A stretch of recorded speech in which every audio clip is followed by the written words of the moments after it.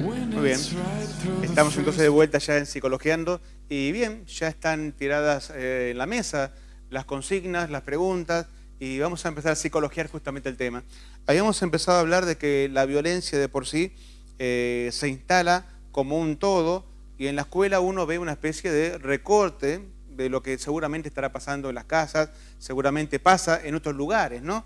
Pero obviamente por algún motivo los medios han ocupado bastante lo que es la idea de los chicos violentos, ¿sí? Entonces empiezo con Olga, preguntándole justamente, ya que habíamos hablado de las experiencias que ha tenido ya 10 años, ¿no?, de un programa en donde se intenta justamente conciliar esto.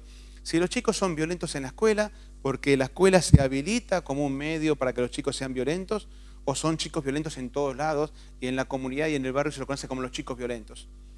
La escuela es un espacio de interacción social. Evidentemente los conflictos que laten fuera de ella se sociabilizan dentro de ella. Nosotros particularmente en las comunidades en las cuales nos movilizamos, que son nuestros barrios, con muchas situaciones familiares particulares, ¿no? Nuestros barrios tienen situaciones en las cuales a veces las madres tienen que sostener el hogar, la ausencia de la figura paterna muchísimas veces por abandono o tal vez por alguna situación, hace que los hermanos más grandes, por ejemplo, tengan que hacerse cargo de sus hermanos más chicos.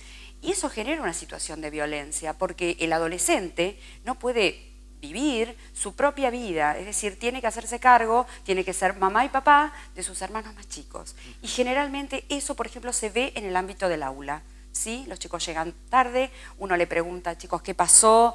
¿Por qué llegaron a este horario? Entonces, la primera reacción es, ¿y a usted qué le importa? ¿No? Es la primera reacción. Entonces, cuando uno va indagando, se va dando cuenta que, no, en realidad tuvo que dejar a su hermano en la escuela primaria, la maestra de la escuela primaria le dijo algo con respecto a la actitud del hermano más chico, y después recién llegó a clase. Ese es un ámbito de violencia, por ejemplo. Llegar a un espacio áulico donde no tenemos sillas, no tenemos mesas, tenemos que salir a buscarlas, a veces nos peleamos por las que están en mejores condiciones, también es un espacio de violencia, genera violencia en el otro. El chico tiene que salir a defender lo único que tiene, el espacio. Y esa espacialidad lo lleva al conflicto. Y después vienen los conflictos, obviamente latentes, que tienen que ver con su propia adolescencia. En nuestro barrio se ve mucho el conflicto de los distintos barrios que componen tal vez una localidad, ¿no? Nos pasa, yo hablo específicamente de Cruce Castelar, que es la comunidad en la cual me muevo. Los chicos tienen esta especie de parcialidad por un barrio o por el otro, si sos de aquí, si sos de allá, y de repente se encuentran en la misma escuela, porque el que estaba acá tuvo que pasarse allá, por distintas cuestiones, porque se mudó, porque no le iba bien en la otra escuela. Entonces, pero ese es el conflicto menor que se ve en la escuela. El conflicto que realmente uno tiene presente continuamente en la escuela es esto. Bueno, ¿de qué se hacen cargo nuestros adolescentes cuando llegan al aula? Bien. ¿Se hacen cargo de ellos mismos o tienen que hacerse cargo de algo más? Hay un tema que pareciera que a veces está muy instalado, pero más bien creo que del lugar, a veces de un paradigma, a veces de una especie de prejuicio, que es que la violencia es predominante en los chicos de menos recursos y en las escuelas donde justamente existe más escasez. Por eso que vamos a contrapartir, a buscar la contrapartida en la escuela privada, ¿no? Silvia, vos sos directora de escuela privada y la pregunta obviamente pasa por ese lado. ¿Solamente en esos sectores, en las escuelas públicas de barrio, se ve la violencia, o también en la escuela privada está instalada la violencia? No, en la escuela privada también está instalada la violencia, es como decíamos recién con Olga, el contexto, la escuela forma parte de un contexto y no hay una pared que divida qué es lo de la escuela, qué es lo de la casa, qué es lo del entorno. Y bueno, por ahí lo interesante de este debate tiene que ver con eso, ¿no? Con que la gestión pública, la gestión privada, la problemática es la misma. Violencias invisibles, simbólicas, aquellas que pasan desapercibidas, pero que termina justamente la violencia física. Gabriel Romero comentaba recién que vos, además de ser directora, sos psicóloga social, ¿no? Licenciada en Con lo cual hay una social. mirada de la psicología social. Exacto. Que también justamente va a ser parte de lo que vamos a compartir, ¿no? ¿Qué nos dice la psicología social a esto, Gabriela, a lo que estamos hablando? Y a esa palabra que habíamos traído, ¿no?, que tal vez suena un poco ajena para muchos, porque la realidad de por sí la conocemos, pero no tal vez en la mención de ese nombre, el bullying. ¿Qué significa esto y cómo se ve? Bueno, en principio quería tomar esto que vos dijiste antes y que volvió a repetir Silvia, esta cuestión de que la escuela está dentro de la sociedad y precisamente es un recorte de la sociedad, sea en el ámbito público o en el privado.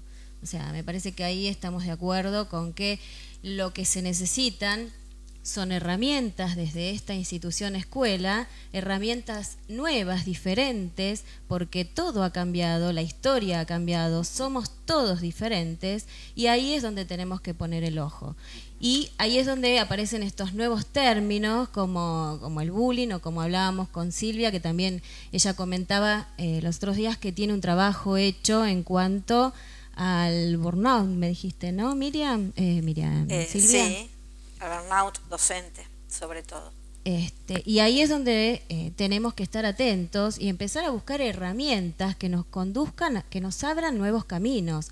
Porque si bien es cierto, hay que trabajar sobre todas estas aristas que tiene que ver con la escuela, la familia y por sobre todas las cosas el alumno, que es en realidad el que la pasa peor. Ahora, hay una cuestión que generalmente se suele decir en las escuelas y que acá la docente y la directora quizá lo pueden confirmar, que es esto de que los chicos problemáticos precisamente son los que menos asistencia tienen los padres a la escuela.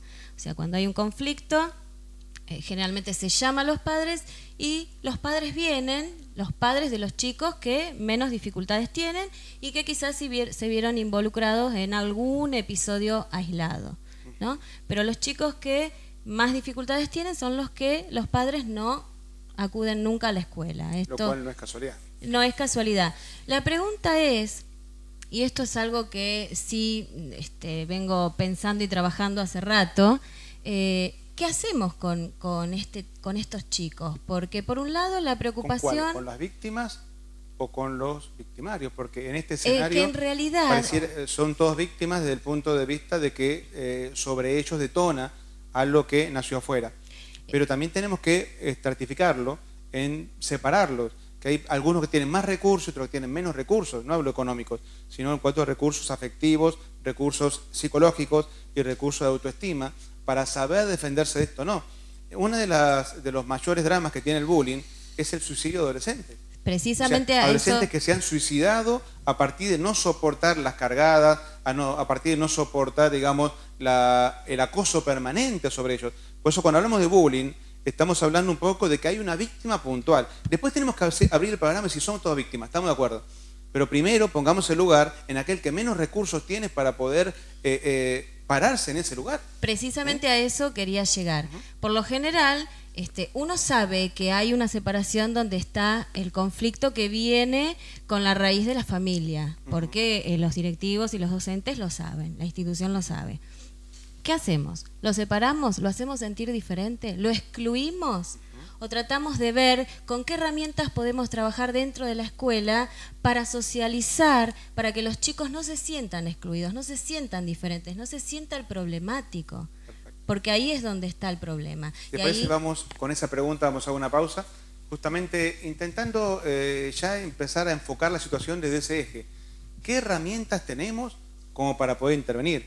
Evidentemente la escuela en este momento se está demostrando ausente de recursos como para poder intervenir frente a esta problemática que no es nueva, que no es tampoco de Argentina, que no es tampoco obviamente local, pero evidentemente hay un paradigma educativo que aún está tal vez incipiente o tal vez ausente a las nuevas demandas que de por sí está demostrando estos conflictos.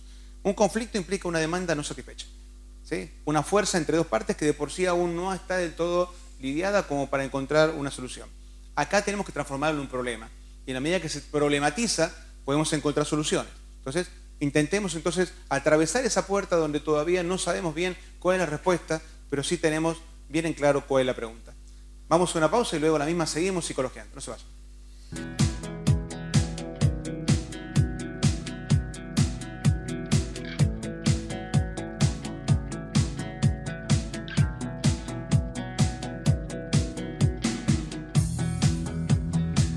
Life seems so cruel.